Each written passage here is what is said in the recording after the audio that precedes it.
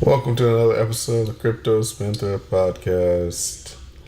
We've got a decent amount of news today, so let's get started. A big one to start off with: a report that Venezuela's Maduro wants OPEC to launch a cryptocurrency. So the real question is, what is he planning here? He wants to propose a global crypto that is backed by oil. So if you've been keeping up with this, he's currently launching the Petro soon. It's a token that's been had a lot of internal disagreements in Venezuela. And countries that have sanctioned Venezuela are also condemning this Petro that's backed by oil. And there's also been reports that Venezuela has been possibly seizing civilians' crypto infrastructure, such as mining rigs and such, in preparation for the Petro. And Maduro is wanting to propose a new, or maybe even propose the Petro as one of the cryptocurrencies for OPEC to adopt as a whole. Will it happen? Probably not.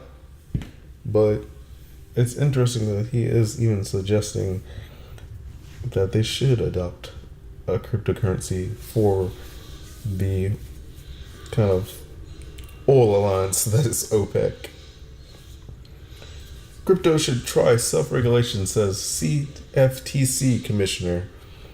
So as reported last week, the tone of the Senate hearing was surprisingly not as hostile as everyone thought. Now, you see that they would prefer crypto to promote self-regulation like certain other financial assets do. And because of a recent interview I did, I can definitely see self-regulation coming. Everyone with a more traditional finance background are used to regulation and will bring the minimum they think is necessary to protect themselves and their customers from risk. And it's actually amazing to know how much kind of paperwork these Wall Street guys deal with on a daily basis in following regulation. So they will definitely bring up some of the more sensible things regarding at least transparency for these exchanges. And they were going to definitely push for some kind of self-regulation as more of them get involved.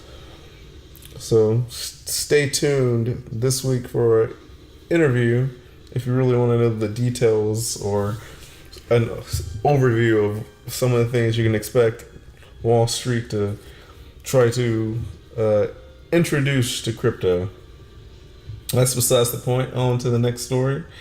New York mandates stronger fraud control for cryptocurrencies.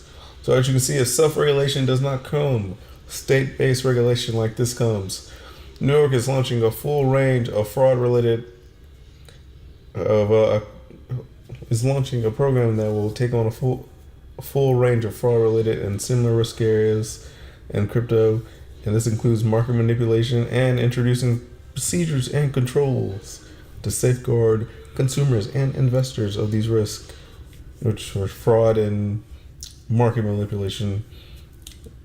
This mandate also forces investigations on crypto entities that are suspect of fraud and wrongdoing. And upon the completion of a given investigation, these entities have to issue a statement summarizing the action taken to resolve any fraud or wrongdoing. This will leave a lot of companies walled out of New York, I'm sure, because how strict their procedures of and regulation in being a crypto company compared to any other state or a lot of other countries.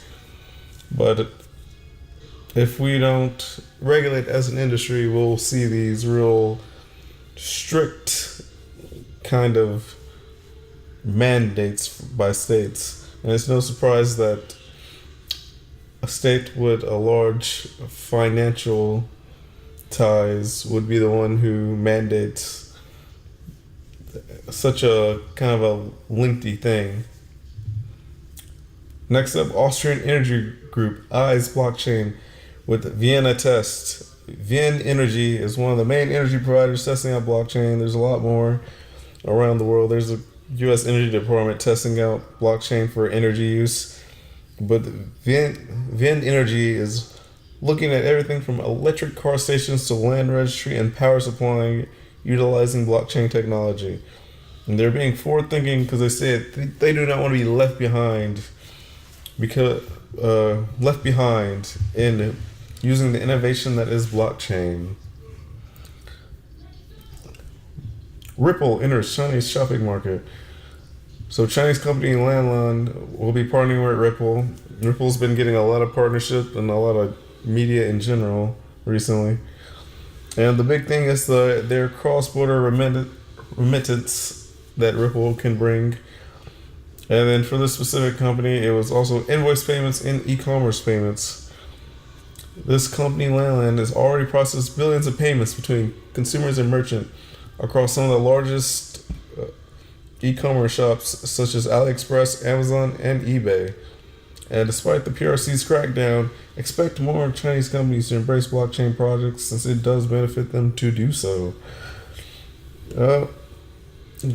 Still, Ripple may be doing all this, but even despite all of Ripple's success they're saying recently, I'm still kind of suspicious about the token itself.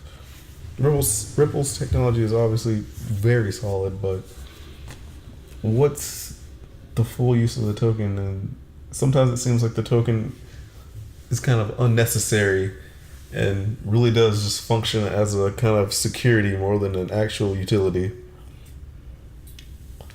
The city of Taipei confirms it's testing IOTA tech for ID. So Taipei is looking to become a smart city with all these blockchain pilots. You say that we'll be starting with related applications for a digital citizens card that will be used as a platform, and they'll seek to boost the authentication and integrity checks from municipality to municipality, institution to institution data exchange, such as medical records and other things of that nature. So we'll see more governments issuing something similar. We've already seen Canada as one big thing. There's a couple states in the U.S. that have been testing out blockchain for documents and kind of identity confirmation. And Assurance is really looking toward blockchain for a similar thing. So it's kind of been in an arms race in a way for a solution to be an acceptable solution. And this is the first one I've seen that's using IOTA rather than either building their own or building kind of off the backs of Ethereum or something similar. And I'm not sure if IOTA is the best for this because I feel like you have to have something that's pretty human error resistant, and I feel like IOTA is not really resistant to human error as much as other coins are. Nvidia crypto mining sales beat Q4 expectations. So funny enough, Nvidia is, at least publicly, not paying much mind to how much crypto influences their graphics card sales. They seem to see the mass increase as temporary and not really focusing on it. And true enough, it may be a temporary thing as new coins are moving away from mining. However, there's already a set of established coins that are proof of work, and we know mining gets more competitive. It gets harder as time goes on. It consumes more energy. People will need to continue scaling if they want to remain competitive with the others miners. So even if there's not as many coins mining, there's still going to be demand for GPUs. And funny enough, there's also another article that says Nvidia really didn't see the article goes into like Nvidia is publicly kind of disregarding mining because they're saying, oh, it's not significant to their business, when it also states that Nvidia saw a 34% increase in revenue compared to the last year, which kind of makes you think, obviously mining at very minimum, contributed 5%. I'd say even probably 20% of that, with the remaining being people who were willing to fork over the additional cost for graphics card because they want to upgrade the computer to play games. And I've already seen a lot of people upset about the whole graphic card price, and they either find older, cheaper models or try to catch little sales. But yeah, graphics cards are here to stay for mining, and mining's not going away as much, but I feel like the window to enter mining with very little funds is very quickly fading away, and mining is really going into the favor of somebody who could buy a decent chunk of miners in bulk and start. Bitcoin demand from academia and college students rapidly rises. So some of the top universities in America, including Duke, Cornell, MIT, are teaching blockchain classes. So being a university student who's finishing up, and because of the rise of Bitcoin's price and other blockchain related things, I've personally seen kind of a more and more people in the classroom acknowledging blockchain. And notice I say blockchain. My concern here is that a lot of them acknowledge the power that blockchain has, but they really kind of toss aside the cryptocurrency aspect, or don't even pay any mind to it, and kind of like talk down on Bitcoin crypto. And while I think this is a very bad view to have, considering if not all of innovations in blockchain have been straight cryptocurrency related, there hasn't been really many private kind of company-based innovations yet. I mean, there's definitely companies working on it that aren't releasing coins, but majority of the most used innovations have been driven by a cryptocurrency that is in use globally. And the fact that a lot of these classrooms don't kind of give crypto at least the credit it deserves is it's kind of odd, and it's also concerning. I think you'll definitely be able to point out people who, from 5 years from now, went to classes about Bitcoin, blockchain, rather than learned on it on their own, because they'll definitely have this mentality that blockchain is a separate entity from crypto, even if they're 100% interconnected very much. Shark Tank's Robert Herjavec. Cryptocurrency is the future. He sees this as a thing that is chasing away the concept of fiat, and it's totally going to be game changing around the globe. And like most people, his main concern is volatility. And if you're a normal listener to the interview sessions, you'll know this topic has popped up a couple times. And the general consensus to this concern about volatility has been more adoption and more transparency, especially by big actors, will help reduce the worst of the volatility. Why DavorCoin may become the next BitConnect. So another BitConnect type of coin is making its rounds. The crux of this coin is very similar to BitConnect. And the fact that it relies on hefty commissions from referrals that's the thing that shows you that it's not good. So there's nothing wrong with affiliate, there's nothing wrong with referrals. It's just that when it extends beyond the person you directly refer to, that's when you need to start asking questions. Having a 5-tier affiliate program makes no sense if you actually have a real service. Having one that's just, you send this to one person, you get a certain commission, and that's it, that's fine. Even recurring on that one person's fine.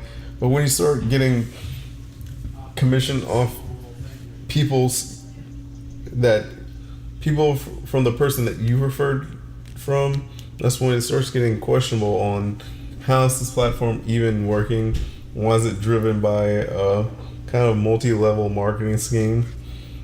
And you should be careful. So if you're into DavorCoin, you should probably not be, because it definitely has the signs of being the next BitConnect.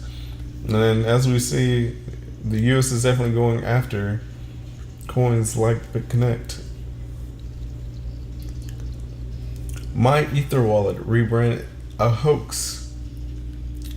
So there's been a lot of drama with MyEtherWallet and the former MyEtherWallet team. If you don't know what happened, basically some of the team revolted against the CEO, and after digging a bit, I found out that there's a court case between two of the founders, and that's probably where this drama really stems from. The current MyCrypto side was withholding financial data from the remaining MyEtherWallet side, and the MyCrypto side, which is the split off from MyEtherWallet, they're claiming that the other founder wasn't really working. He wasn't active, which is their claim to why they split off from MyEtherWallet. So I'd really refrain from taking sides now, but the way this kind of hostile takeover turned split off occurred, I'd be pretty suspicious about MyCrypto. But I think we'll just have to wait for this court case to conclude to really draw any concerns, or really draw any kind of conclusions about who was in the right or who was in the wrong. CEO of Ripple, Brad Garlinghouse. Cryptocurrencies are bad currencies. So I'm sure Ripple will get an even bigger hate because of this. And there are plenty of people who do use crypto to buy and sell things, even if it isn't the primary driver right now. I feel like it was more important in the past when it was less speculated and less expected to rise to grand heights.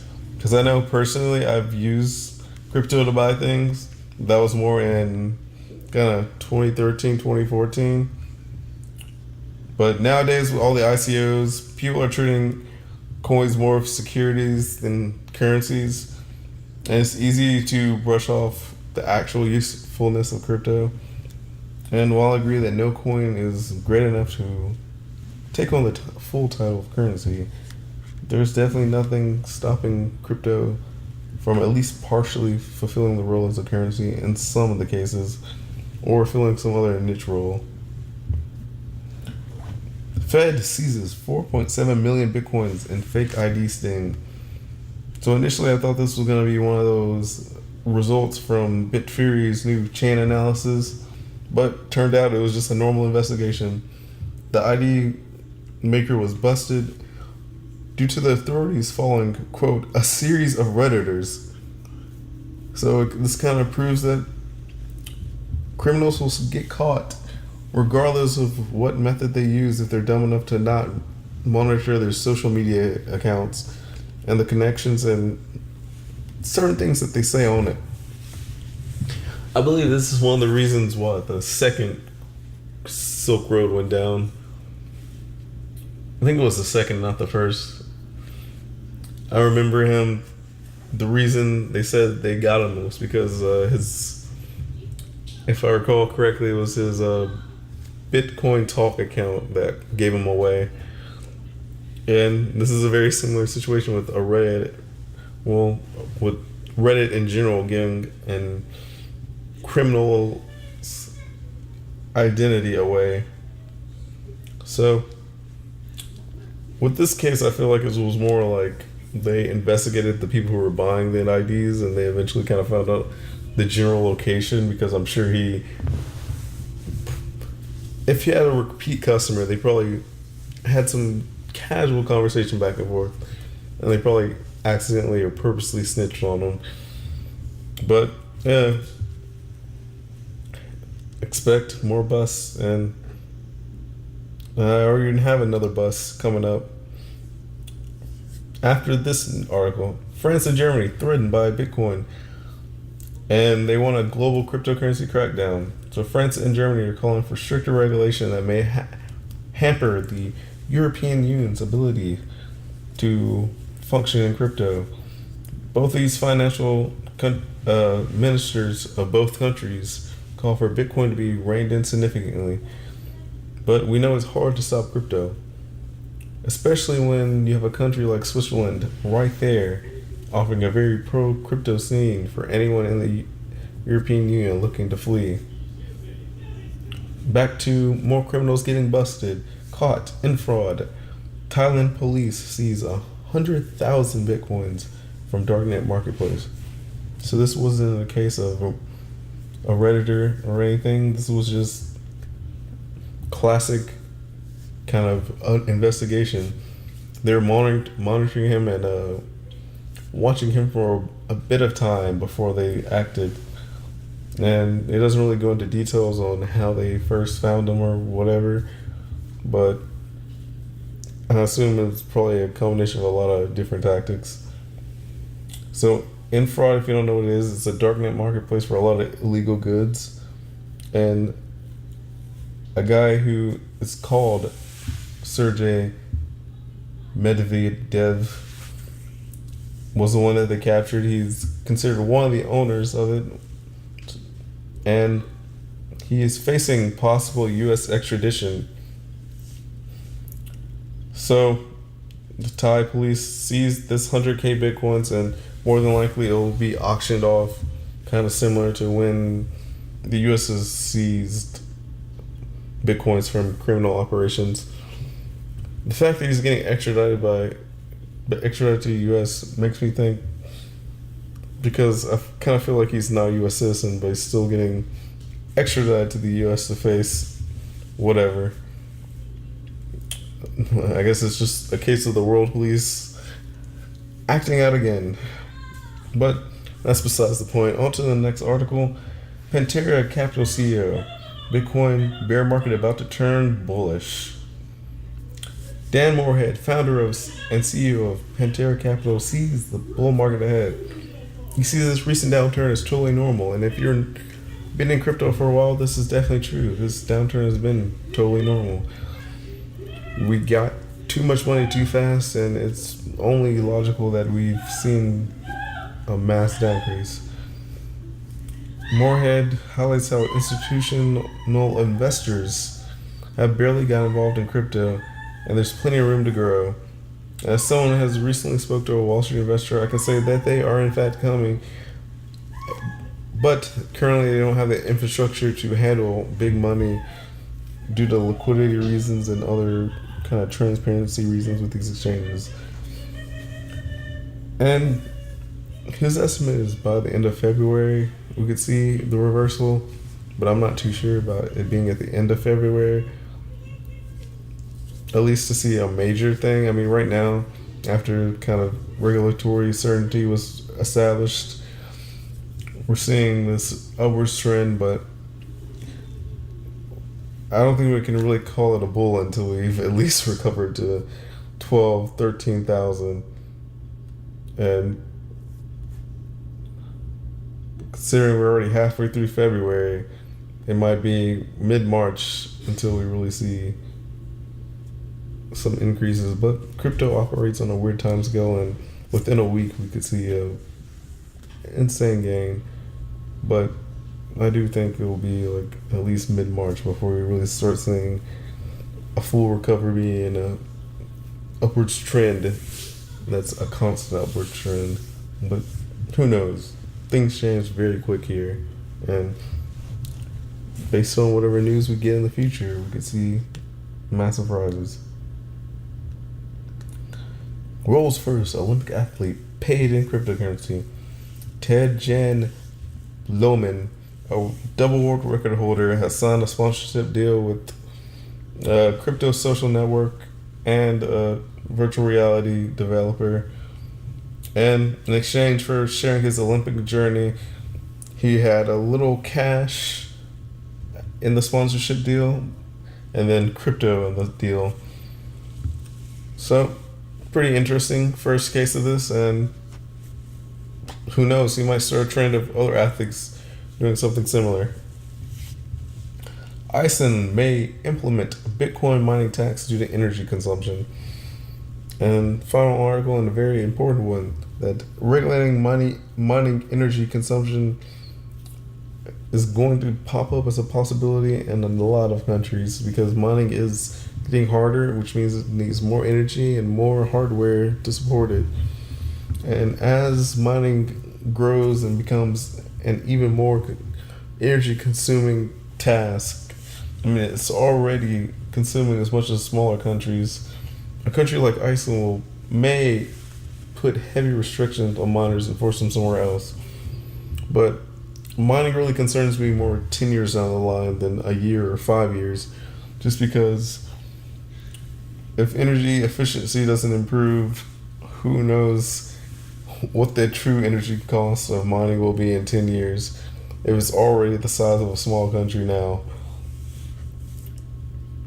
And that's really why I'm kind of concerned about mining, because I could see hard regulations falling on mining in the future if it's too energy consuming and starts relying on a lot of non-renewable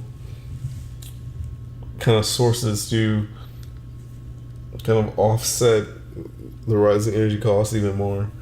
But that's way in the future.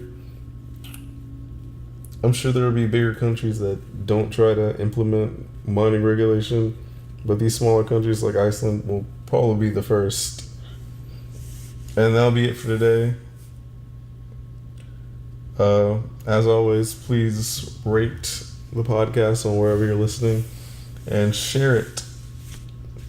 I'll see you Thursday, and check out the interview that will be posted Saturday. It was very enlightening and pretty enjoyable for myself, and I'm sure you'll learn a lot. So look out for that. See you on the next episode Thursday.